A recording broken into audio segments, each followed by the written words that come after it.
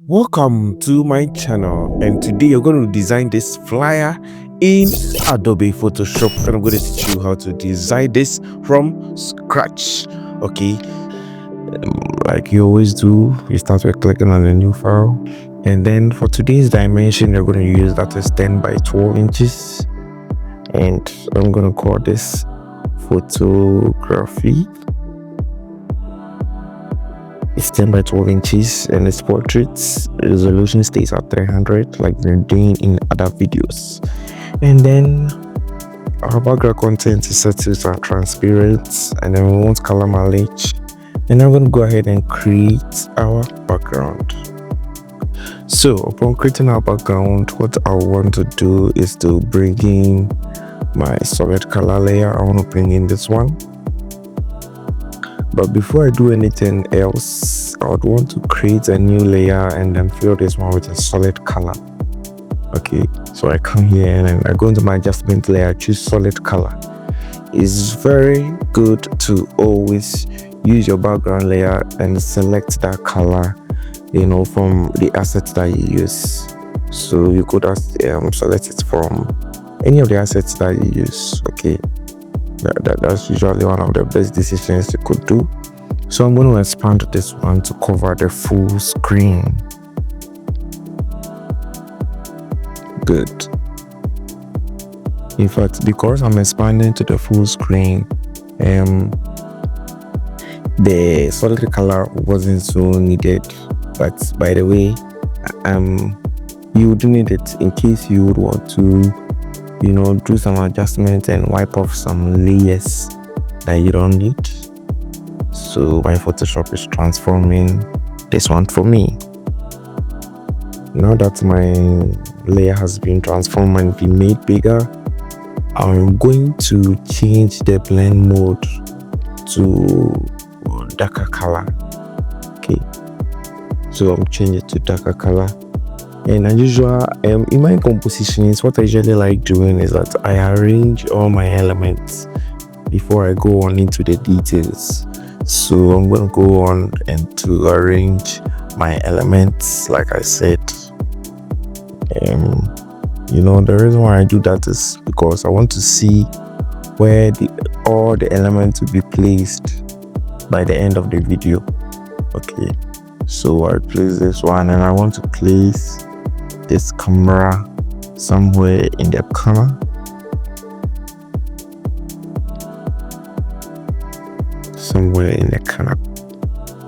Okay, but before doing these two things, let's go ahead and finish off the background. So to finish off the background, we'll bring in this layer.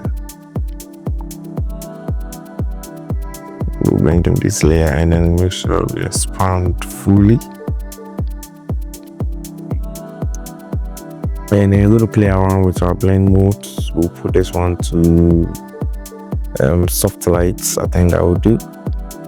And then just after doing this, I'm going to go into my adjustment layer and then go into my hue and saturation and then do some final adjustments over here of the colors. So I'm going to colorize first. And then my hue should remain at 3 to 7, but then my saturation should be pumped up to about 90. Good. So I like it this way. So now I bring in these layers. See, it looks way better than it was before.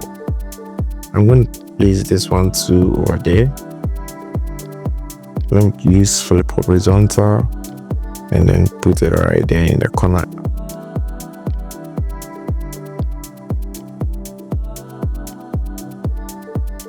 So at this point, I'm not bringing in any new elements for now, but I'm going to group these things and then just call it the background. In fact, these ones the cameras are included in the background. Okay, so I'm going to do Ctrl-G and then call this BJ for background, and then this one will be Ctrl-G. And this one will be, and then this one will be the model. So for after doing that, I'm going to continue doing my layout as part of my layout. So let me make this white. Okay, so as part of the layout, there'll be a box here that shows the price tags for everything, and then there's going to be a circle over here. That'll be where I'll put my circle collage. Okay, so before I draw my next shape, I'll have to create a new layer first. Okay, sometimes it happens that you gotta create a new layer first. Good.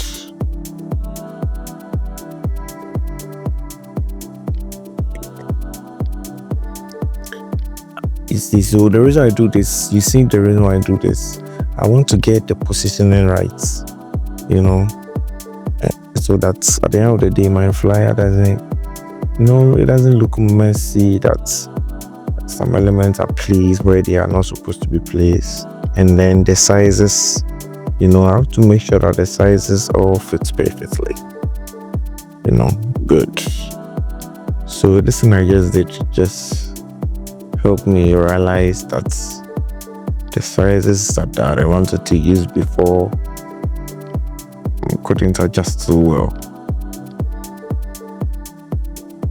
Good. I think I like it this way. So you can go ahead and for this one I'm not going to use it again, but for this one I'm going to definitely use it as the model. And then for the ellipse is not part of this one. In fact, I'm going to work on the ellipse first. The ellipse is going to be in a group of its own, which is going to be called gallery. So it's in a group of its own. And for the ellipse, that is where I'm going to do my collage. Okay.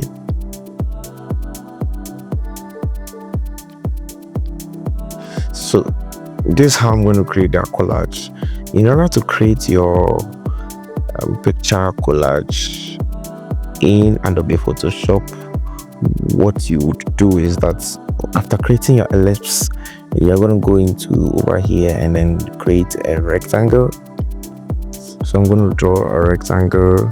This rectangle, the size of the rectangle is the space between your pictures. Okay, so between all of your pictures there should be some space between each pictures. Okay, I have to change the colors here so that there will be contrast, so that you see what I'm really talking about. Good. I think I like this one. Good. And then I'm going to align this. I select both of the layers and then I press on this key. It aligns. It's used for alignment. So these are my alignment options. So I press this one and then I press this one so that they are aligned, perfectly. Good. After I do that, I'm going to do a selection. I have several ways that I could do selections. I want to select my rectangle. Select the pixels. I could use the magic wand tool. I could use the object selection tool. I could use the lasso tool and all that. But over here, I would want to, press on Control key and then left click to do the selection of the pixels. Okay, and I'm going to turn this layer off. But before I can even do anything to this layer, that is to cut it out, to cut this rectangle shape out of it, what I need to do is to rasterize. Okay, in Photoshop, before you can cut out anything out of an image, you need to rasterize. And to rasterize, I'm going to right click and then I'll choose rasterize before I can press my delete key on my keyboard, and then it deletes out those selected pixels out of my image. So now in order to take these selections out of my Photoshop, I press Ctrl D on my keyboard to deselect, and now I can turn my rectangle on. So my rectangle is still alive. Good. So my rectangle is still alive. Now what I want to do with my rectangle is to rotate it. Okay, I want it to lie flat. I want it to lie horizontally, not vertically. And so I would have to do rotation of 90 degrees. But then I want to cut, not forgetting, I want to cut my pie into 6 shapes, into 6 equal sizes. So I would need to, rotate this at a certain angle, and the best angle for me to use right now is 45 degrees. So with 45 degrees, I'll be able to, cut. If I rotate the rectangle 45 degrees about 3 or 4 times, I'll be able to get the 6 slices that I want. So after I do the rotation, I repeat the process. I select the pixels, I deselect the rectangle, and now I select my ellipse, and then I'll press the delete key on my keyboard, to delete those pixels, and I press Ctrl D to deselect. Now my rectangle is still alive. I'm not taking out my rectangle for any reason at all. In fact, I should still remain, and I'm not duplicating the rectangle, I'm only rotating it. So I'm going to rotate my rectangle again, so I press Ctrl T. Now this time I'm going to rotate it another 45 degrees. So upon rotating it another 45 degrees, I do the same thing. I Ctrl click, I go to my ellipse key, I click on delete, and then I press Ctrl D on my keyboard. So you can go through that process. I'm going to fast forward this part of the video. Just go through the same set of processes to divide your ellipse into 6 equal slices. Great. At this point, I'll be able to divide my ellipse into 6 equal sizes.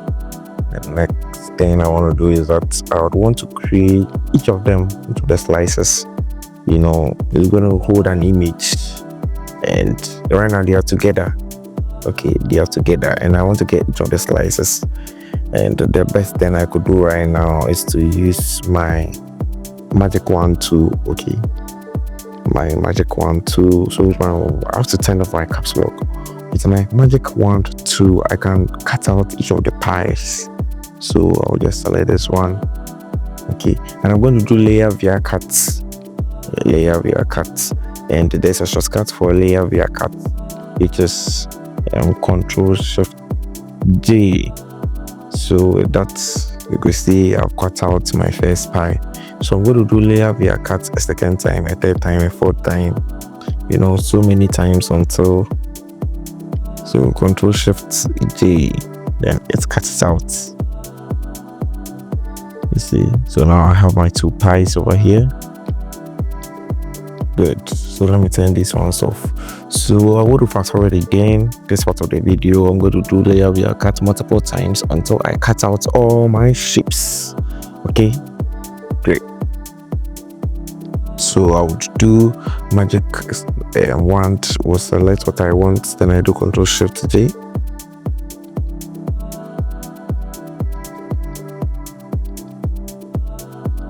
Good. So at this point, I'm not going to do a layer via cut anymore. I have my original ellipse here. So I'm going to turn on all these ellipse so that I finally have the full thing. Okay, so I have my full gallery over here. Now I don't need my rectangle anymore, so I can just delete it. And now I have what I need. So with what I need, I'm going to bring in this lens to be placed in the center.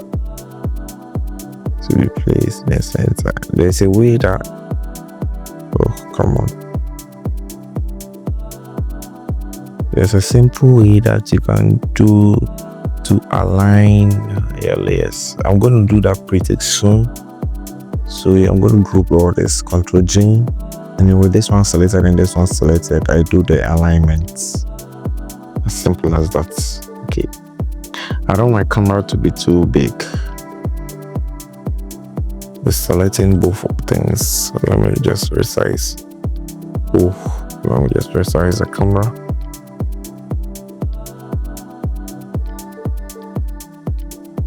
Great. So I can bring back my model, and then these 2 slices, I don't want them at all in my thing. I don't want them. I don't want to use them at all. Okay, good. So at this point,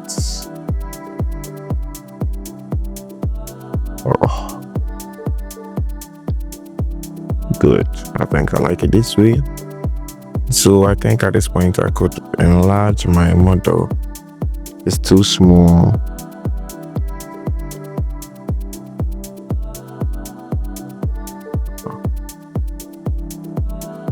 So I'm going to enlarge my model like this. Good. I could as well have chosen to enlarge my gallery, anyways. I would have to, but then in design we call something hierarchy. Okay, when we say hierarchy in design, one of the elements of your design must be more pronounced than the others, and that is what you want the attention of the viewers to be on. So if I want the viewers' attention to be on this one, I should start my hierarchy from here. I mean, that should be the most prominent or the largest element in my design in order to attract the attention of the viewers. Okay, so this is a collage that I want to attract the attention of viewers. Let me click this once so that they don't distract us. Okay, so a collage, I want to start filling my collage with my very cool images. The only issue is that these images are not of high quality, so I go into filter and I go into camera raw filter in order to edit these images for them to be of their best quality. And this camera raw filter stuff I'm going to do will be mostly on the sharpening and the noise reduction. There's a lot of noise on the image, so I'm going to go into detail, then I go into sharpening. I'll sharpen this image and I'll increase my noise reduction. Good.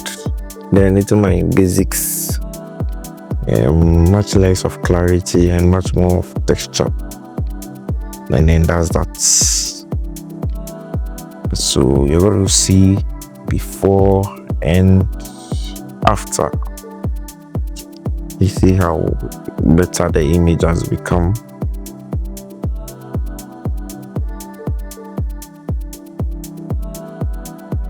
So much better than before. So Ctrl T, I'm going to resize it, and then I'll put it inside of the collage.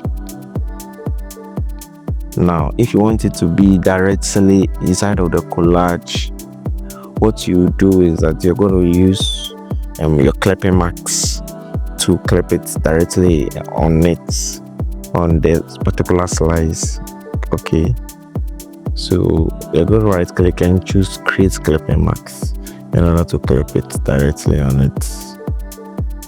The alternative and easier way is to come to bring your mouse pointer between this layer and this layer, and then press on your Alt key to either remove or to add your layer mask.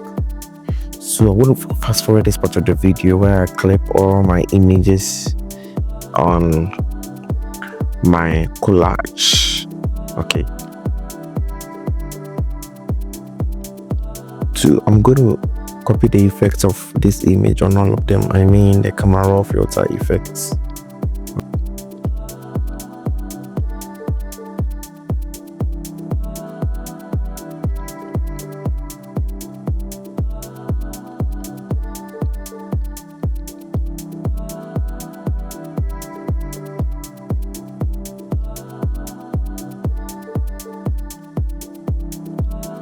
Okay,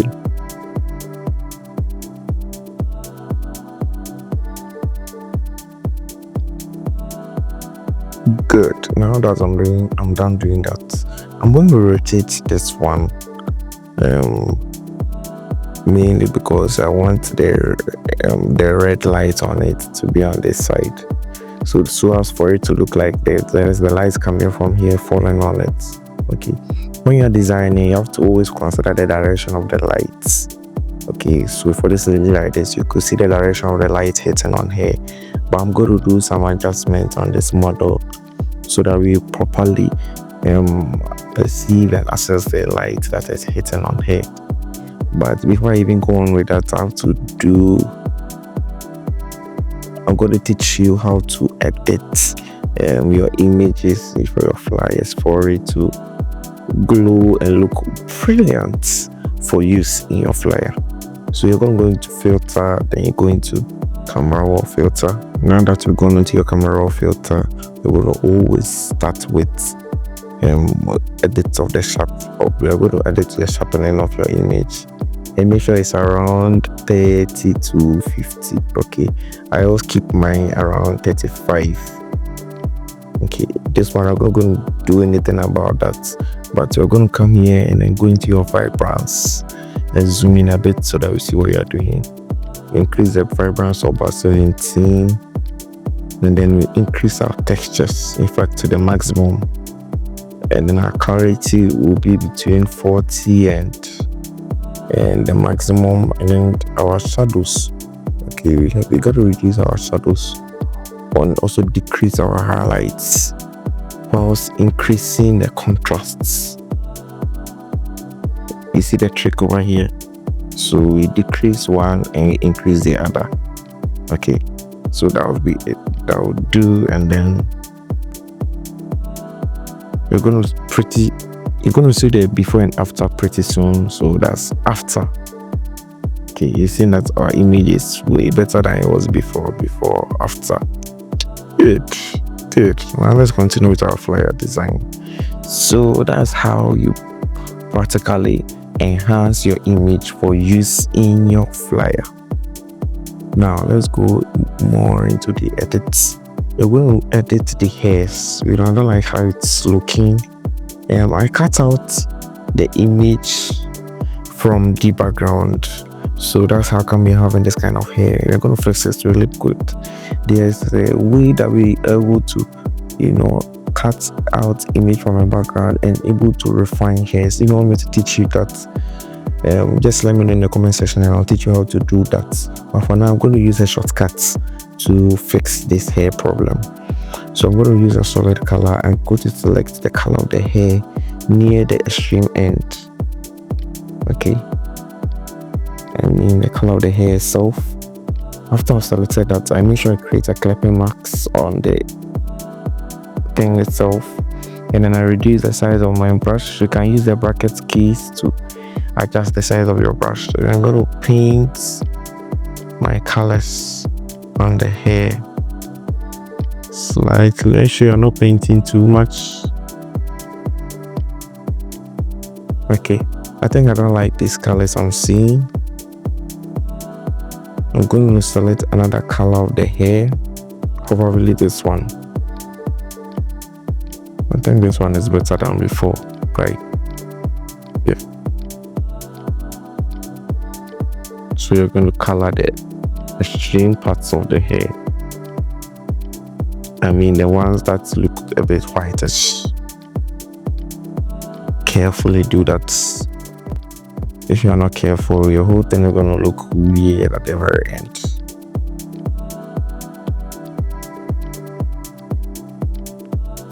Good. Now for it not to look too weird, I'm going to use my opacity to bring down the colors. Okay, so that it blends in well with the normal. Good, I think I like this one. So now when you see this blur, you won't see that, and there are those white spots over there. Now I'm going to edit. You see that there's a light source coming from here. Anytime you are designing, you need to consider your light source and consider what you want to do about it. So I'm going to create a new layer. When I create my new layer, I'm going to pick the light reflection that is falling over here. I mean the ones that is falling, and then I'm going to my extreme reds. And then when I go into my extreme reds, I'm going to brush over this one, but you see it's looking weird, and the kind of blend mode I need here is saturation. Okay, so you could see that what I just did was just something random. Let me undo it. Okay, now let me change my blend mode to saturation, and then I paint over here. So it feels like there's a light that is falling on the skin of our model. Let me paint on the extreme edges of the hair, and then I'm going to do some real painting on the shoulders.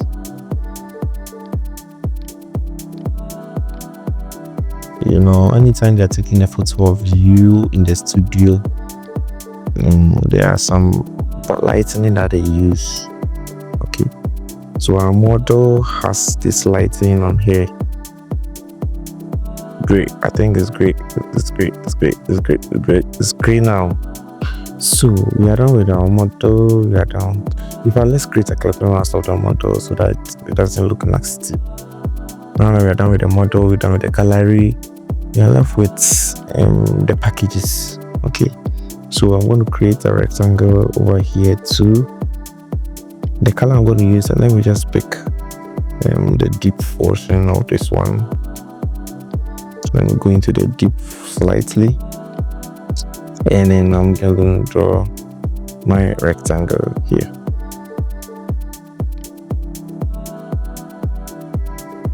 You know, you can always do adjustments for your rectangle,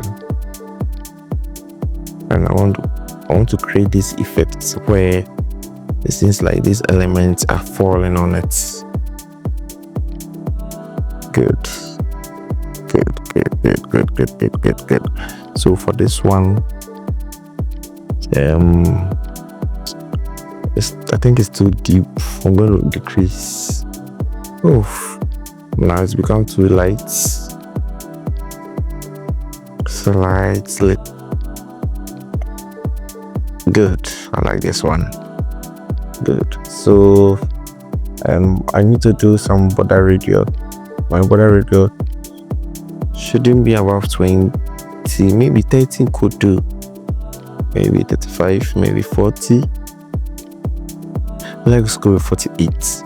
So at this point of the video, I'm going to fast forward again because it's simply rectangle that I'm going to draw over here on my layer. It's just simple arrangement and color selection, and so you could just look at what I'm doing and then copy the color codes. I'm going to show you the color codes so that you can copy from it, and then from that I'm going to just do arrangement of my rectangles. Okay,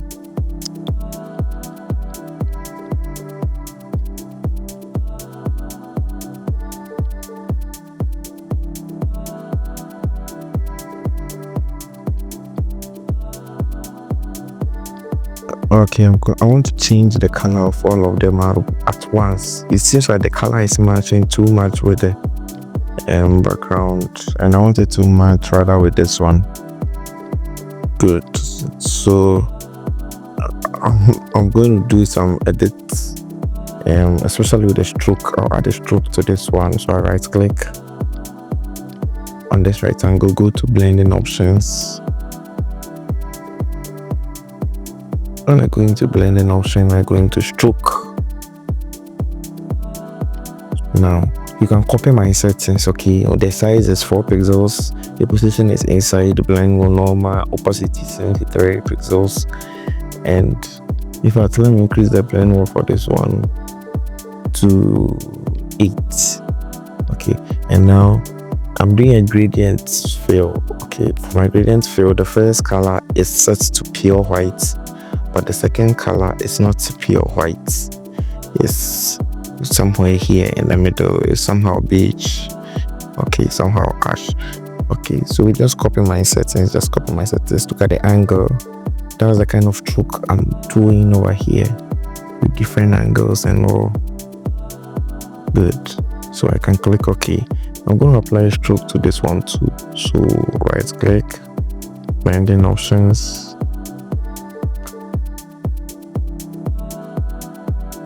stroke. But for this stroke, I'll reduce the size to the 4 pixels, or maybe 5. Well, make sure it's lesser than that of the outside. The same parameters, the same kind of things I'm doing here, but I'm going to add some other things like gradient overlay. So with this gradient overlay, just copy my settings. The first color is pure white, and then the second color is, somewhere close over here. So my blend mode is normal, opacity 4, gradient style linear and the angle and the scale and everything, so you can just copy it and then just click OK. So I forgot one thing. I need to right click and go to blending options again. The thing I forgot was the drop shadow. I wanted to make it look realistic, so you can copy my drop shadow settings. In fact, let me change this color to somehow deep, so you can just copy my settings. It makes the rectangle look real if there are shadows in it. Good. So I'm going to copy this effect on all my rectangles quickly.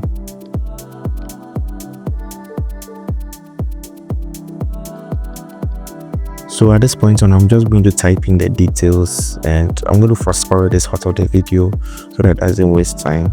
But before I even type in anything, I want you to look at something. To look at the fonts that I will use to type in some of these details.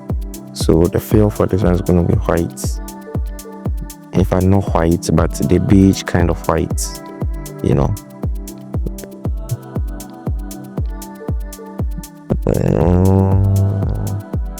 I'm not seeing the rectangle. Oh, okay, it has to be above it. Good. I need to bring in some stroke to about 5 pixels, so maybe 10. Yeah, I think 10 is fine. Good. So the font that I would use for this one, I'm going to type it outside of it so that you see it clearly. The font I'm using, so I'm going to type in $50. The font I'm using is for pens. Okay. In fact, I included a txt file that shows you all the fonts that I used. And I'm going to use a regular. And choose to set your color to black. But you want to maintain consistency in your design, so you can choose this color to use with it.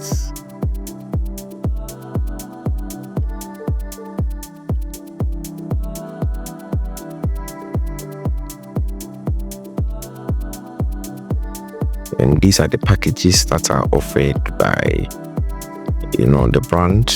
And then the lighting on it too looks a bit too weird, so I'm going to copy the camera raw filter settings for this image and then give it to the camera so that the camera looks better. Good. I think it looks better now. And then this camera tool doesn't have to be in focus. It doesn't have to be in focus, so I can go to filter. I can go into blur, then I go into graph and blur, and I'll give it a nice blur of 3.3. Good. So for this camera, I'm going to create a new layer, clip it to the camera, and this new layer, I want to create a pseudo light effect. It looks like there's a light coming, like it's giving out a light, which isn't so real, Can use this one, then change the blend mode to pin light. Pin light is fine, but I think I like soft lights. Good. Then I'm going to create another layer again, but this time around I will use pure white. I'll make sure it is clipped. I turn on my brush.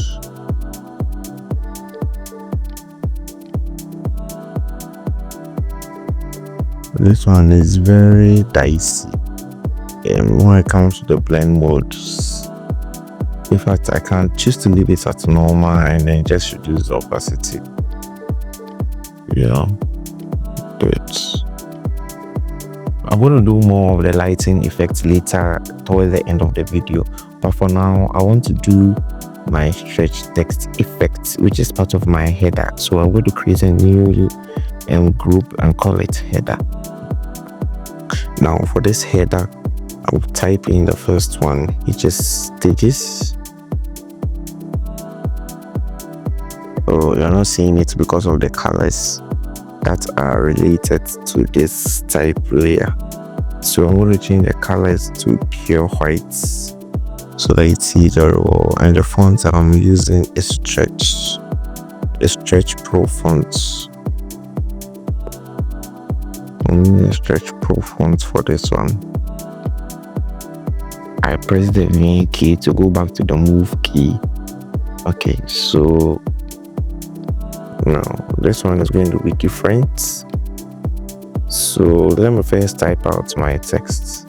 I want to type in photo, but then I don't want to bring in the H and the O. Okay, you get what I'm saying later on when I'm done editing. So I need to bold in this one, but the font is not Stretch Pro. The font I'll use here is Kenyan Coffee, the regular font.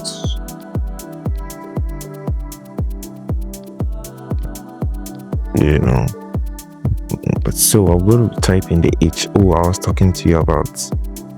In fact, let me duplicate this layer. I press on the Alt key and then I drag to duplicate. Then I'm going to type in my HO over here, and I'll try putting it in between to see if it will fit. Okay, does it fit? It means that I have to give more room for the H and the O. Good. So this is what kind of mistakes am I doing? I need to stretch this text for it to be a lot bigger than this. You know, it's better like this.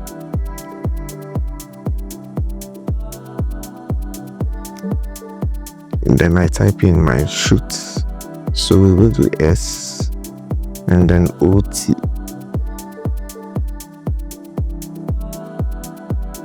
And now I can do my HO.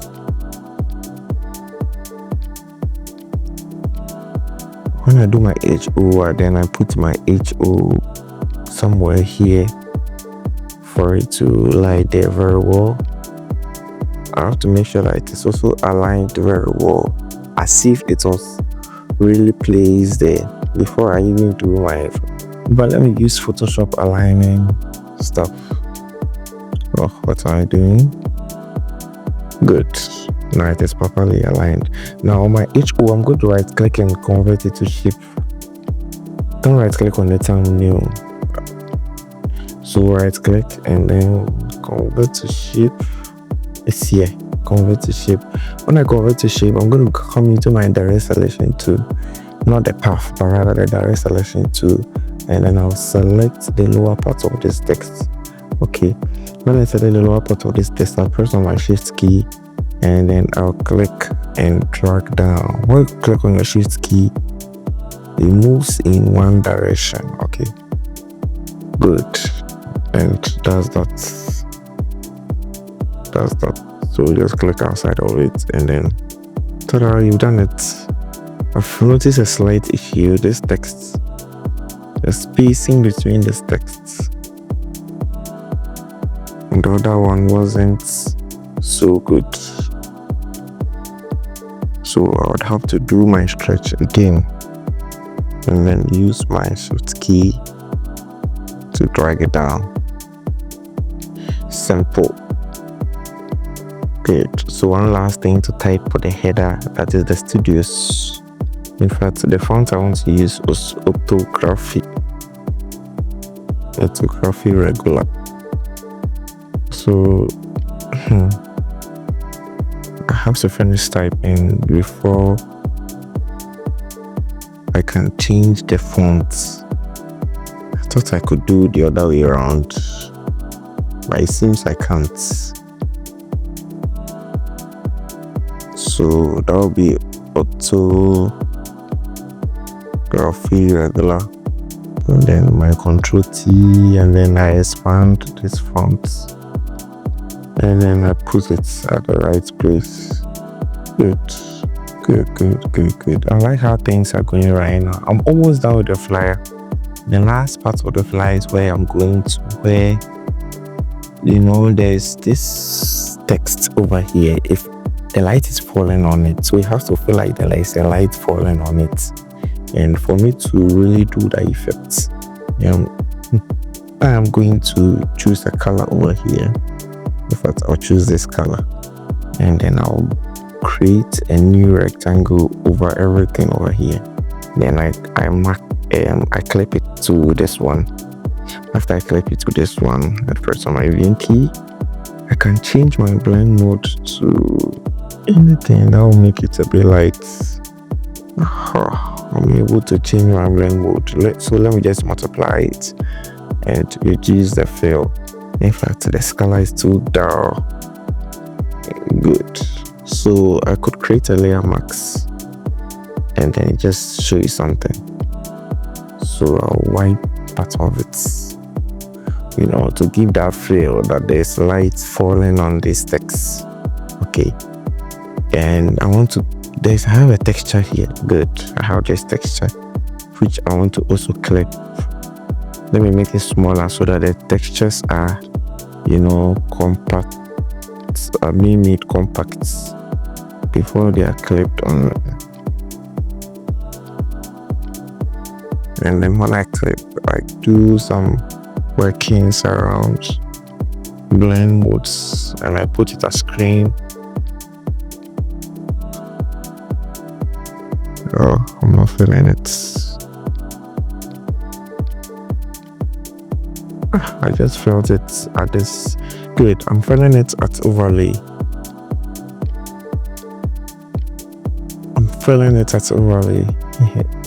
Well, my solid color is not agreeing with me at all today, and I know just what to do. It's just about the opacity, and then I'm good to go. Now I can bring in this light thing, okay, that is falling on it.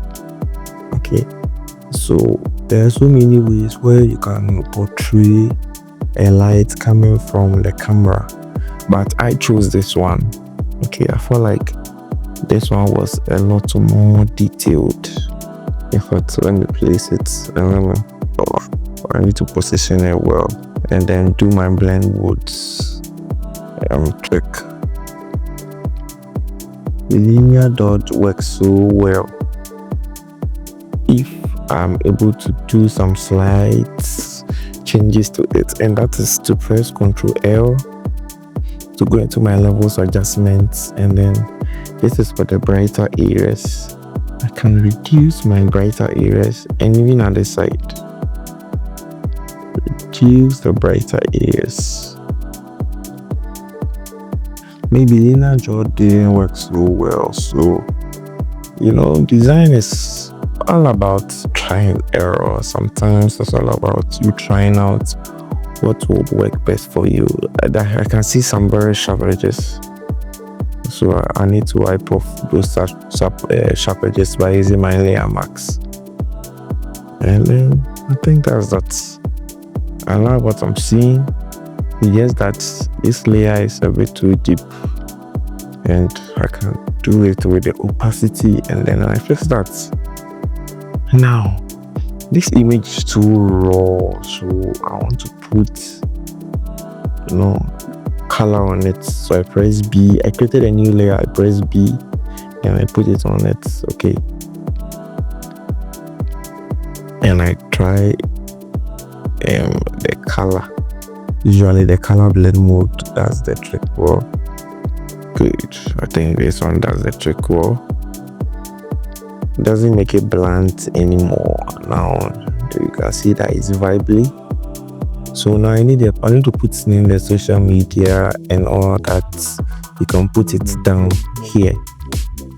Okay, so I use poppins regular, and then I'll set it to white, and you type in whatever that you want to type in over there for the social media links. Now the last thing I want to do is to bring in my cues adjustments layer. It seems like my flyer is a bit too dim. Okay, so I need to bring in my chaos adjustment layer to increase the brightness a bit, and then it becomes better. And then we shouldn't forget our color balance. The final thing now polishes up our image. It fixes all, all the, I call them holes. You see that you are done designing, and then some of the elements just don't blend well. Like, you don't want to fit together so well. So it's always by using our color balance that we're able to achieve a nice balance of our layer. Good. Thank you for watching this video. This is how we created our photo studio ad in Adobe Photoshop. I hope you like this video tutorial. This was quite a long one and I enjoyed it. I hope you liked it too. I want you to like this video. I want you to help me share this video on other social media platforms. Thank you so much for watching and see you in the next video.